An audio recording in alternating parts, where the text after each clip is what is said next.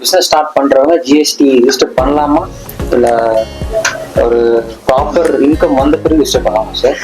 இது வச்சு ஸ்டார்ட் பண்றாங்க, அவங்களுக்கு அது பிளஸ்ஸா மைனஸா?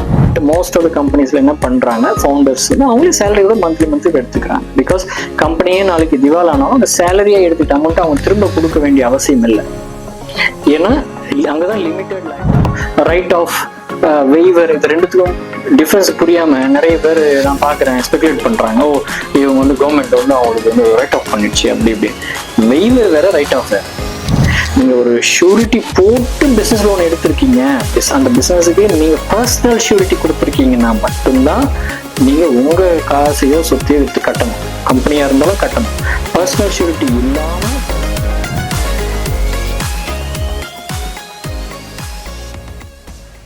பிசினஸ் ஸ்டார்ட் பண்றவங்க ஜிஎஸ்டி ரிஜிஸ்டர் பண்ணலாமா இல்ல ஒரு ப்ராப்பர் இன்கம் வந்த பிறகு ரிஜிஸ்டர் பண்ணலாமா சார்? இது வச்சு ஸ்டார்ட் பண்றாங்க, அவங்களுக்கு அது பிளஸ்ஸா மைனஸா?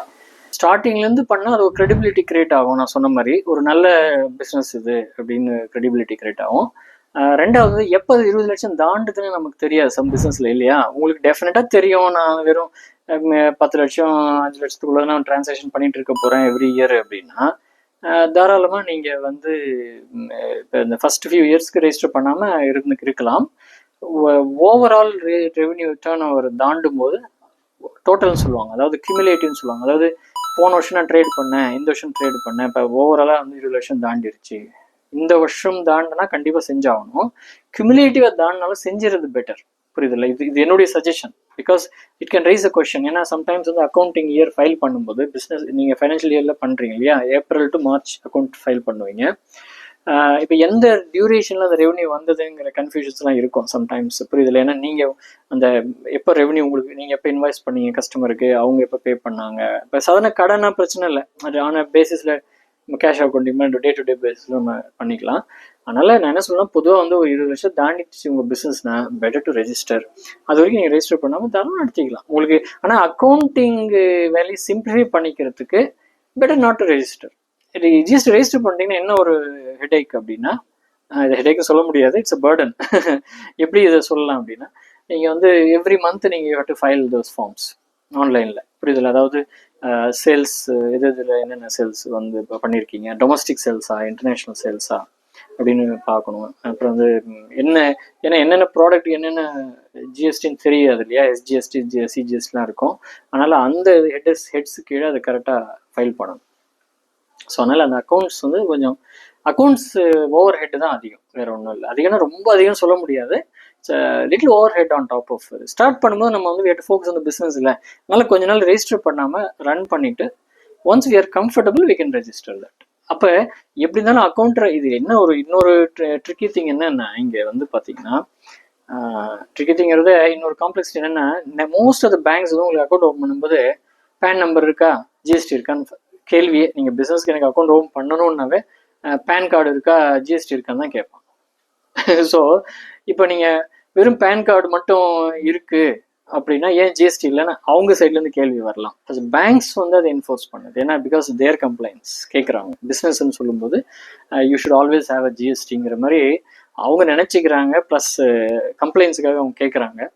ஸோ அதனால் நீங்கள் அது ரெஜிஸ்டர் பண்ணால் பேங்க்ஸ் அந்த questions cannot because you're ticking that column இல்லை.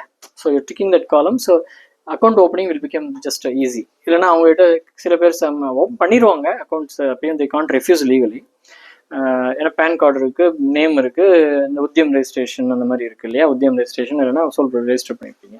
அதனால் நீங்கள் இதெல்லாம் அப்பயும் ஓப்பன் பண்ணுவாங்க. பட் தே கேன் ஜஸ்ட் ஏன் ஜிஎஸ்டி இல்லைன்னு ஒரு கேள்வி கேட்பாங்க. அப்போ நீங்கள் யூ கேன் கிளாரிஃபை டு. இப்போ நான் ஒரு புதுசாக ஒரு கம்பெனி ஸ்டார்ட் பண்ணலான்னு இருக்கேன். As a tech company, that is product based company. Couple of friends ஏதாவது ஸ்டார்ட் பண்ணலான்னு இருக்கோம். இப்போ அதுக்கு நான் என்ன ரெஜிஸ்ட்ரேஷன் பண்ணலாம்? எல்எல்பியா இல்லை ப்ரைவேட் லிமிடெடா இல்லை லிமிடெட் பண்ணலாமா? அது என்ன மாதிரி சார் பண்ணலாம்? இப்போ சோல் ப்ராப்ரேட்டர்ஷிப்பை நீங்கள் ஸ்டார்ட் பண்ணிட்டீங்கன்னு நான் சொன்னேன். அப்போ நீங்கள் தான் அதுக்கு ரெஸ்பான்சிபிள். நீங்கள் தான் வந்து அதுக்கு sole and sole responsible. Loss ஆனாலும் லாபம் வந்தாலுமே நீங்கள் தான் பொறுப்பு. சிம்பிளிஃபைடு இது. நீங்கள் எப்போ வேணால் கடையை மூடலாம், எப்போ வேணால் திறக்கலாம், எல்லாமே யூஆர் ஜஸ்ட் அலோன். இப்போ நாளைக்கு நீங்கள் லீவ் எடுக்கணும்னு நினைக்கிறீங்க, ஆனால் கடை ரன் பண்ணணும்னு நினைக்கிறீங்கன்னு என்ன பண்ணுவீங்க? ஒரு எம்ப்ளாயை அப்பாயிண்ட் பண்ணுவீங்க. ஸோ இவங்க கீழே எம்ப்ளாய் பண்ணுவீங்க. இதுக்கு பதிலாக வந்து பார்ட்னர்ஸ் கூட சேர்த்துக்கலாம். ஜென்ரலாக நார்மலாக வந்து ஒரு பார்ட்னர்ஷிப்னு இன்னொன்று இருக்குது. ஓகே, இது கூட நான் சொன்ன மாதிரி இந்த உத்தியம் ரெஜிஸ்ட்ரேஷன்லையும் பண்ணிக்கலாம், ரெஜிஸ்டர் ஆஃபீஸ்லையும் பண்ணிக்கலாம். நம்ம இது ரெண்டுமே வந்து நார்மல் ரெஜிஸ்டர் ஆஃபீஸில் பண்ணக்கூடியது. நம்ம ஸ்டேட் கவர்மெண்ட் கீழே வருது, ஷாப்ஸ் அண்ட் எஸ்டாப்ளிஷ்மெண்ட் ஆக்ட் கீழே வருது. பார்ட்னர்ஷிப் இதில் வந்து பார்த்தீங்கன்னா சில பேர் கேஷ் கொடுத்துருப்பாங்க உங்களுக்கு, அவங்கள ஸ்லீப்பிங் பார்ட்னர் மாதிரி சேர்த்துக்கலாம். They're call sleeping partner, they won't come as active partner. So இந்த மாதிரி பார்ட்னர்ஷிப்லேயும் சோல் ப்ராப்பர்ட்டிஷிப்லேயும் என்ன ரிஸ்க் அப்படின்னா, இப்போ உங்களுக்கு கடைக்கு பண்ணிட்டு இருக்கீங்க, ஏதோ ஒரு லாஸ் ஆகுது. இப்போ ஒரு லோன் போட்டிருக்கீங்க, கடைக்குன்னு லோன் போட்டிருக்கீங்க, லாஸ் ஆகுது. கடை எல்லா நேரத்துலையும் நடக்கும் சொல்ல முடியாதுல்ல, என்ன நடக்கும்னு சொல்ல முடியாது. நேச்சுரல் கெலாமிட்டிஸ்னால லாஸ் இருக்கலாம், இல்லை ஏதோ பர்சனல் ரீசன்ஸ்னால இருக்கலாம், அந்த ப்ராடக்ட் விற்காம போகலாம் ஃபார் எக்ஸாம்பிள். ஸோ அதனால நீங்கள் அந்த மாதிரி லாஸஸ் வரும்போது என்ன ஆகும்னா, நீங்கள் சொந்த ப்ராப்பர்ட்டிஸை விற்று நீங்கள் அதை அடைக்கணும். அந்த லோனை, கம்பெனிக்கான லைபிலிட்டி, அதாவது கம்பெனி சொல்கிறது பிஸ்னஸ்க்கான லைபிலிட்டியை நீங்கள் அடைக்கணும். இது வந்து யுவர் லீகலி ஆப்ளைஜ்டு. சொன்னாலும் சொல்லலைன்னாலும் your legally oblige to pay back the debt back to the the lender. புரியுதுங்களா நான் சொல்றது? புரியுதா உங்களுக்கு? அதாவது இரஸ்பெக்டிவ் ஆஃப் யுவர் அசட்ஸ். இப்போ அந்த கடையில் இருக்கிற அசட்ஸ் வந்து பார்த்தீங்கன்னா, இப்போ கடையில் ஒரு அசட்ஸ் இருக்கு, அதை விற்றா கூட அது கட்ட முடியாதுன்னா உங்கள் சொத்தை வித்தாவது நீங்கள் கட்டணும், பர்சனல் சொத்தை வித்தாவது கட்டணும் நீங்கள். இது வந்து ப்ராப்பர்ட்டிஷிப்லையும் இது பார்ட்னர்ஷிப்லையும், பார்ட்னர் இருக்கும்போது எவ்வளோ பர்சன்டேஜ் ஆஃப் ஷேர் இருக்கும் உங்களுக்கு, அந்த அளவுக்கு உங்களுக்கு லைபிலிட்டி இருக்கும். இப்போ 100 ரூபாய் கடன் இருக்குன்னா, இப்போ 30-70 ஷேர் இருக்குன்னா 30 ஷேர் இருக்குது, 30 ருபீஸ் கட்டணும், 70 ஷேர் கட்டணும், 70 கட்டணும். அப்பார்ட் ஃப்ரம் அந்த கடையோட அசட் வேல்யூவை விற்று வேற அது போக இன்னும் இருக்கிற பிரச்சனையை நீங்க கட்டணும். ஆனா இந்த private limited liability partnership, public limited, இதுல எல்லாம் என்னன்னா, இது வந்து லயபிலிட்டிங்கிற வார்த்தை வருது பார்த்தீங்களா, இதுல எல்லாம் பிரைவேட் லிமிடெட் அப்படின்னு சொல்றாங்க. பிரைவேட் லிமிடெட்னா லிமிடெட் லயபிலிட்டின்னு அர்த்தம். கொஞ்சமா லயபிலிட்டி இருக்கு, இல்லைன்னா லயபிலிட்டி இல்லைன்னு அர்த்தம் மீனிங்ல. புரியுதா? லிமிடெட் லயபிலிட்டி அப்படி மீனிங் இல்லை. இது வந்து multiple people will be part of it. இதுலயுமே சிங்கிள் டைரக்டர் கம்பெனிஸ்ல வந்து ஒரு டைரக்டர் தான் இருப்பாங்க. ஆனா என்னன்னா, அந்த நிறுவனமே ஒரு தனி மனிதர் மாதிரி வேலை செய்யும். இப்போ நாம ஒரு பிரைவேட் லிமிடெட் கம்பெனி ஆரம்பிச்சிருக்கீங்க, இல்லை எல்எல்பி ஆரம்பிச்சிருக்கீங்கன்னா, நீங்களாம் 4 பேர் சேர்ந்து ஆரம்பிச்சிருக்கீங்கன்னு வச்சுக்கோங்களேன். மோஸ்ட் ஆஃப் கம்பெனி, அதாவது இந்த லாஸ்ட்ல பார்த்தீங்கன்னா பிரைவேட் லிமிடெட்லாம் பார்த்தீங்கன்னா மோர் தென் 1 டைரக்டர் இருக்கணும். அதுலேயே சிங்கிள் டைரக்டர் கம்பெனின்னு இருக்கு, பிஎல்சி அது எல்எல்பின்னு சொல்லுவாங்க. ஸோ இதுல எல்லாம் பார்த்தீங்கன்னா அந்தந்த கவர்மெண்ட், நம்ம இந்தியன் கவர்மெண்ட் ஒரு ரூல்ஸ் வச்சிருக்கு, ஒரு கவர்மெண்ட் ஒரு ரூல்ஸ் வச்சிருக்கு. ஸோ இப்போ நீங்க இதுல பார்த்தீங்கன்னா எவ்வளோ மெம்பர்ஸ் அதில் இருக்காங்களோ, அதுல மெம்பர்ஸ் வந்து ஃபவுண்டிங் மெம்பர்ஸ்க்கு வந்து ஸ்டேக் இருக்கும், ஷேர்ஸ் இருக்கும். ஸ்டேக் ஹோல்டர்ஸ் நம்ம சொல்றோம், stack holders and share holders. இதுக்கு ரெண்டுத்துக்கும் மைனர் டிஃபரன்ஸ் தான் இருக்கு. டெக்னிக்கலி சம்டைம்ஸ் நம்ம வந்து ரெண்டுத்தையும் சேமா தான் நம்ம ட்ரீட் பண்றோம். பார்ட்னர்ஷிப் மாதிரி தான் அது. ஆனா நம்ம சேர்ந்து ஒரு நிறுவனத்தை ஆரம்பிச்சிருக்கோம், நிறுவனம் ஒரு கம்பெனி ஆரம்பிச்சிருக்கோம். அந்த கம்பெனி என்ன ஆகும் அப்படின்னா, கம்பெனியே ஒரு தனிப்பட்ட மனிதர் மாதிரி. அது நம்ம அந்த கம்பெனி காசு கொடுக்கணும்னாலும் எடுக்கணும்னா நம்ம மட்டும் இஷ்டத்துக்கு செய்ய முடியாது. இப்போ நிறைய நீங்க சோல் ப்ராப்பர்ட்டிஷிப்லயோ பார்ட்னர்ஷிப்லயோ நீங்க இஷ்டத்துக்கு அந்த அக்கௌண்ட்ல, பேங்க் அக்கௌண்ட்ல காசு போடலாம், எடுக்கலாம், டாக்ஸ் ஃபைலிங் வச்சு அதை காமிக்கலாம், நானா போட்டேன் இன்வெஸ்ட்மெண்ட் அப்படின்னு சொல்லிட்டு நம்மள எதுக்கு வேணா இருக்க, கேஷ் அட்வான்ஸ் எடுத்துக்கலாம். நீங்க மட்டும் தான் ரெஸ்பான்சிபிள், அந்த பார்ட்னர்ஸ் மட்டும் ரெஸ்பான்சிபிள். ஆனா அந்த லிமிடெட் லைபிலிட்டின்னு வந்துருச்சுன்னா, இது வந்து சென்ட்ரல் கவர்மெண்ட் கீழே இருக்கிற ரெஜிஸ்டர் ஆஃப் கம்பெனிஸ் கீழே வருது. இப்போ யூகே எல்லாம் எடுத்துக்கிட்டீங்கன்னா கம்பெனிஸ் ஹவுஸ்ன்னு வருது. யூஎஸ்லாம் பார்த்தீங்கன்னா ஒரு ஸ்டேட்லயும் ரெஜிஸ்டர் ஆஃபீஸஸ் இருக்கு. டெலாவர் ரெஜிஸ்டர் ஆஃபீஸ் இருக்கு, கலிஃபோர்னியா, சான் பிரான்சிஸ்கோ அவங்க தனியாக வச்சிருக்காங்க கலிஃபோர்னியா ரெஜிஸ்ட்ரேஷன். ஸோ அந்த மாதிரி கவர்மெண்ட் பாடிஸ். ஸோ இந்த ரெஜிஸ்ட்ரேஷன்ஸ்லாம் பார்த்தீங்கன்னா, இது நம்ம இந்தியாவில் பார்த்தீங்கன்னா சென்ட்ரல் கவர்மெண்ட் கீழே வருது. ஒன்ஸ் நீங்க அந்த என்டிட்டியை ரெஜிஸ்டர் பண்ணிட்டீங்கன்னா, அது பிகம்ஸ் லைக் அ வெரி ஒரு தனியார் மாதிரி, அது ஒரு தனிப்பட்ட மனிதர் மாதிரி, இன்னொரு சண்முக பாண்டியன் மாதிரி. அது நம்ம வந்து we are founders of that கம்பெனியை தவிர்த்து அந்த கம்பெனியை நம்மளே டக்குன்னு க்ளோஸ் பண்றது, நம்ம இஷ்டத்துக்கு எதோ என்ன பண்றது நம்மளால பண்ண முடியாது, பண்ணக்கூடாது. சரியா? அடுத்து நான் இன்னொரு பாயிண்ட் வந்து கம்பெனிஸ் பத்தி சொல்லும்போது ஒரு முக்கியமான விஷயம், நீங்க கம்பெனில இருந்து ப்ராஃபிட் எடுக்கும்போது 2 விதத்துல, அதாவது நீங்க சொன்னீங்களே பிரைவேட் லிமிடெட், பப்ளிக் லிமிடெட் எல்லாம் சொன்னீங்க, நம்ம பேசிட்டோம், எல்எல்பி எல்லாம் பேசிட்டோம். இதுல வந்து நீங்க சேலரி எடுத்துக்கலாம், சேலரி எடுத்து ஈவன் நீங்களே உங்க சொந்த கம்பெனியா இருந்தாலும் நீங்க சேலரி போட்டுக்கலாம். அதே மாதிரி லாபத்துல இருந்து நீங்க பங்கு எடுத்துக்கலாம், ஷேர்ஸை நீங்க டிவிடெண்டா எடுத்துக்கலாம். இது வந்து டிவிடெண்ட் அப்படின்னு சொல்லுவோம். சேலரி எடுக்கிறதுக்கு சேலரிக்கு டேக்ஸ் இருக்கும். But if you go beyond that taxable bracket தாண்டினீங்கன்னா அப்புறம் டேக்ஸ் இருக்கும். அதே மாதிரி டிவிடெண்ட் டேக்ஸ்ல ஒன்று இருக்கும். ஸோ கம்பெனிக்கு வர பிஸ்னஸுக்கு வந்து கார்பரேஷன் டேக்ஸும் ஒன்று இருக்கு, அது கார்பரேஷன் டேக்ஸை பே பண்ணி, அது கம்பெனி பிசினஸ் டேக்ஸ் பே பண்ணி அதுக்கப்புறம் வர அமௌண்ட், அதாவது எம்ப்ளாயி சேலரி எல்லாம் போக இருக்கிறது தான் ப்ராஃபிட். அந்த அதாவது நம்ம அதுல சேலரியும் நம்ம சேலரியும் எடுத்துக்கிட்டோம்ல முன்னாடியே. ஸோ இருக்கிற மிச்சம் இருக்கிறதுல நம்ம ப்ராஃபிட் எடுக்கணும், டிவிடெண்ட் எடுத்துக்கலாம். ரெண்டு அட்வான்டேஜ் இருக்கு. நம்ம சேலரி எடுத்துக்கலாம், என் சேலரி ₹1 தான், இல்லை நோ சேலரி ஃபார் மீ, நான் வந்து டிவிடெண்ட் மட்டும் எடுத்துக்கிறேன், அது உங்க choice, ஃபவுண்டர்ஸோட choice.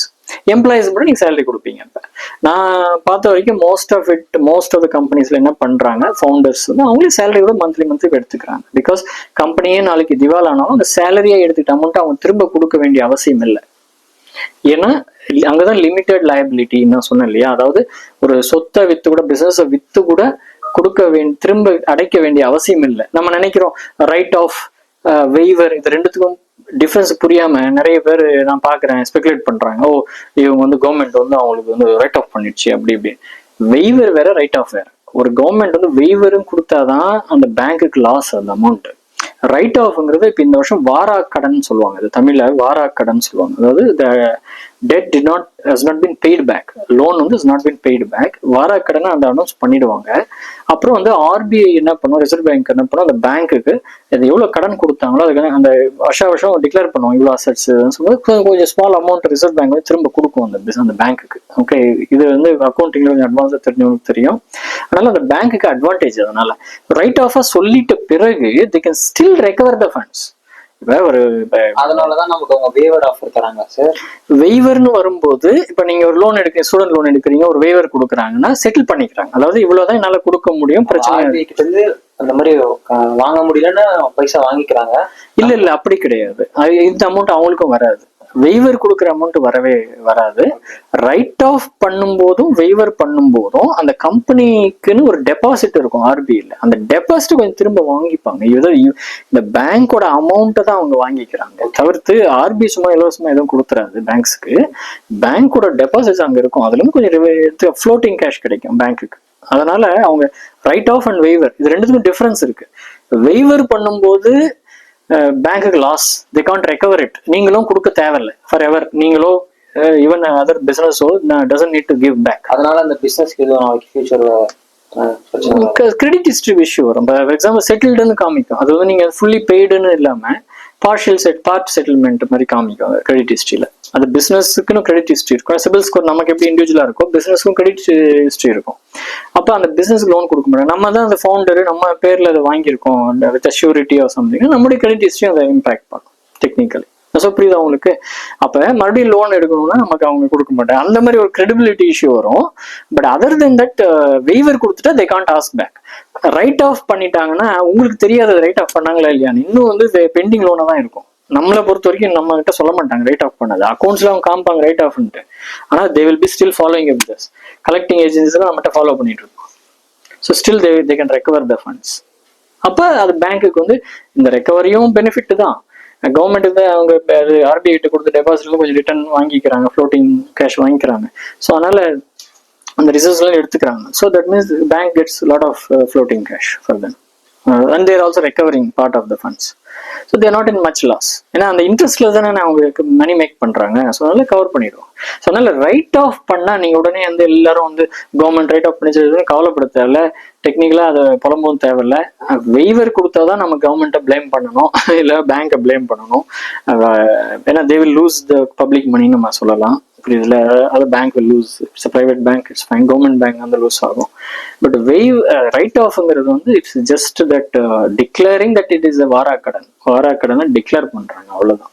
But still they can recover it back. They will recover back. அந்த மாதிரி நிரவ் மோடி கிட்ட இருந்தும் வேற மால்யா, விஜய் மால்யா எல்லாத்தையும் நிறைய அசட்ஸ் ரெக்கவர் பண்ணிட்டு தான் இருக்காங்க. இப்போ லாஸ்ட் மந்த் முடிச்சிட்டாங்க சார் மொத்தமா ரெக்கவர் பண்ணி.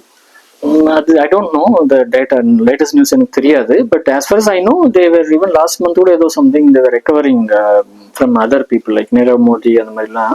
பட் விஜய் மால்யா ஃபுல்லா ரெக்கவர் பண்ணாங்கன்னா நமக்கு தெரிஞ்சு சில பேங்க்ஸ் சொல்லுது நாங்கள் ரெக்கவர் பண்ணிட்டோம் சொல்லும். பட் இன்னும் சில பேங்க்ஸ் ரைட் ஆஃபும் பண்ணியிருந்துருக்கலாம். ஸோ சொல்ல முடியாது. அதனால ஐடியலி நீங்க கம்பெனி நடத்துனீங்கன்னா உங்களுக்கு லயபிலிட்டி இஷ்யூ இருக்காது. அதுதான் பிரைவேட் லிமிடெட், பப்ளிக் லிமிடெட். உங்களுக்கு தெரிய வேண்டியது ஆஸ் அன் என்டர்பிரனர், நீங்க சேலரியா எடுத்துட்ட அமௌண்ட் திரும்ப கொடுக்க தேவையில்லை, டிவிடெண்டா எடுத்துட்ட அமௌண்ட்டை நீங்க திரும்ப கம்பெனி கட்ட தேவையில்லை. நீங்க ஒரு ஷூரிட்டி போட்டு பிசினஸ் லோன் எடுத்திருக்கீங்க, அந்த பிசினஸுக்கே நீங்க பர்சனல் ஷூரிட்டி கொடுத்துருக்கீங்கன்னா மட்டும்தான் நீங்கள் உங்கள் காசையோ சொத்தையோ விற்று கட்டணும். கம்பெனியாக இருந்தாலும் கட்டணும். பர்சனல் ஷூரிட்டி இல்லாமல் வெறும் பிஸ்னஸில் இருக்கக்கூடிய பிஸ்னஸுக்கான அசட்ஸை வச்சோ பிஸ்னஸுக்கான ரெவன்யூ வச்சோ நீங்கள் லோன் வாங்குனீங்கன்னா பிஸ்னஸ் தான் லைபிள். நீங்கள் தான் ஸ்டார்ட் பண்ணியிருக்கீங்க பிஸ்னஸ், ஆனால் யூஆர் நாட் லைபிள். அதுதான் அந்த லிமிட்டட் லைபிலிட்டிங்கிற வார்த்தை. இதுலயும் ரெண்டு இருக்கு, நுணுக்கமா இருக்கு. ப்ராஃபிட் பேசிஸ் கம்பெனிஸ் இருக்கு இல்லையா? இப்போ இந்த மாதிரி கம்பெனிஸ் நீங்க இப்ப என்ன ப்ராஃபிட்டுக்காக நம்ம நடத்துறோம் இந்த கம்பெனி, இது வந்து லிமிடெட் பை ஷேர்ஸ்ன்னு சொல்லுவாங்க. Limited by shares. Limited by ஷேர்ஸ்னா நம்ம அந்த நான் சொன்ன ப்ராஃபிட்டை வந்து நம்ம டிவிடெண்டா எடுத்துக்கிறோம். ஆனா லிமிடெட் பை கேரண்டின்னு ஒன்று இருக்கு. லிமிடெட் பை கேரண்டினா நான் ப்ராஃபிட் சேரிட்டபிள் ஆர்கனைசேஷன்ஸ். ஓகே, இதுல வந்து பாத்தீங்கன்னா ட்ரஸ்ட் அசோசியேஷன்ஸ்லாம் இருக்கு.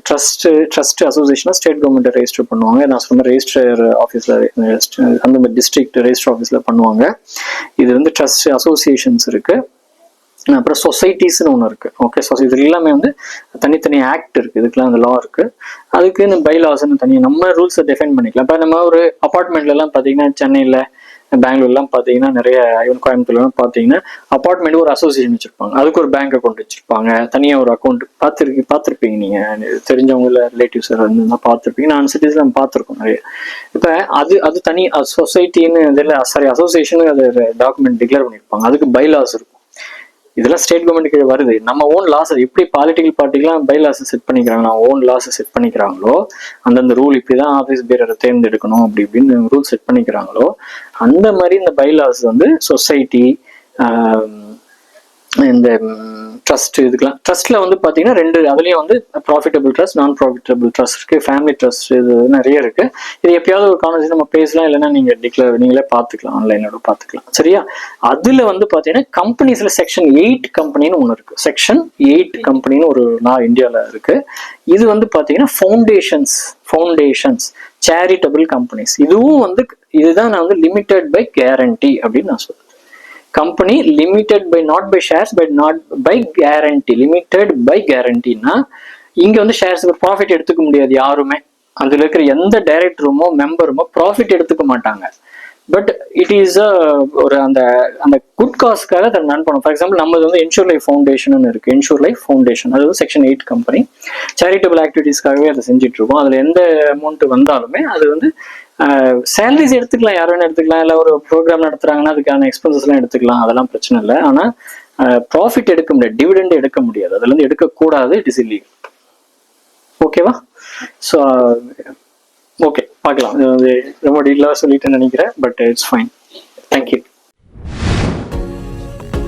ஆஸ் அன் என்டர்பிரினர் நீங்கள் வந்து ஒரு ஐடியாவை ப்ரெசென்ட் பண்ணுங்க.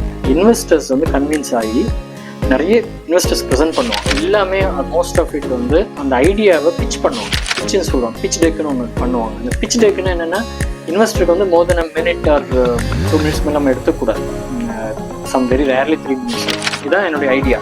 இதனால என்ன அட்வான்டேஜஸ் இருக்கு, என்ன டிஸ்ட்ரப்ஷன் பண்ண போகிறோம் சொசைட்டியில் நம்ம சொல்லுவோம். சரி, நம்ம ரெவன்யூஸ் இம்பார்ட்டன்ட். இன்வெஸ்ட்மெண்ட்லாம் இருக்கு. வெஞ்சருக்கு ஏஞ்சல் இன்வெஸ்ட்மெண்ட்னு சொல்லுவாங்க, வெஞ்சர் கேபிட்டல் சொல்லுவாங்க, கவர்மெண்ட் ஃபண்டிங்ஸ் இருக்கு. அதை தவிர்த்து அது கவர்மெண்ட் கிராண்ட்ஸ்ன்னு சொல்லுவாங்க. அந்த கவர்மெண்ட் கிராண்ட்ஸ் இருக்கு. ரிட்டர்ன் ஆஃப் இன்வெஸ்ட்மெண்ட்டுங்கிறது ஜெனரலாக நம்ம இன்வெஸ்ட் பண்ணோன்னா திரும்ப வராது. ஆனால் பிரேக் ஈவனுங்கிறது என்னன்னா நம்ம இன்வெஸ்ட் பண்ண காசையும் தாண்டி நம்ம ப்ராஃபிட் பண்ணுறோம்.